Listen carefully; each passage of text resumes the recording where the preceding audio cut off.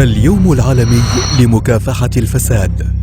بالرغم من الظروف السياسية والاقتصادية الصعبة التي تمر بها البلاد، تحيي ليبيا شأنها شأن بقية دول العالم.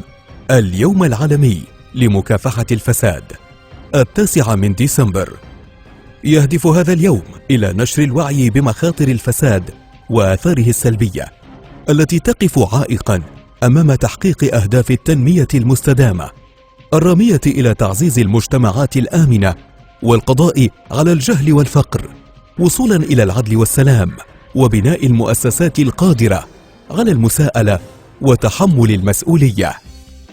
إن مكافحة الفساد أمر بالغ التعقيد لتداخله في الأبعاد الاقتصادية والاجتماعية والثقافية والسياسية، ويحتاج إلى تضافر الجهود من كافة الأطراف المحلية والإقليمية والدولية لمكافحته والحد منه، لضمان إنجاز مشروع التنمية والتطوير وقطع الطريق على المستغلين والمفسدين.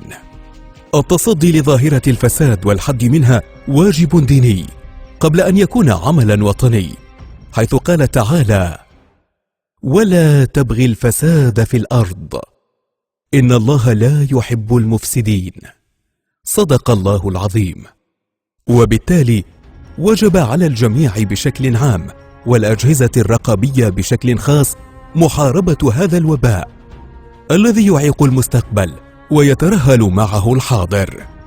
إن ديوان المحاسبة الليبي لم ولن يدخر جهدا في تحقيق مبادئ النزاهة والشفافية والمساءلة، كونها أهم ركائز الحوكمة والحكم الرشيد لكافة المؤسسات والشركات العامة.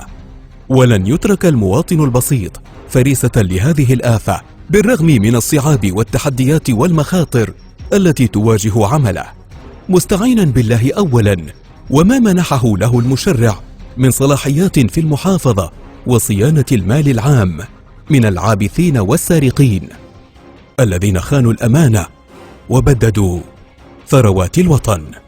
ليبيا أمانة وحق علينا حمايتها من الفساد والمفسدين.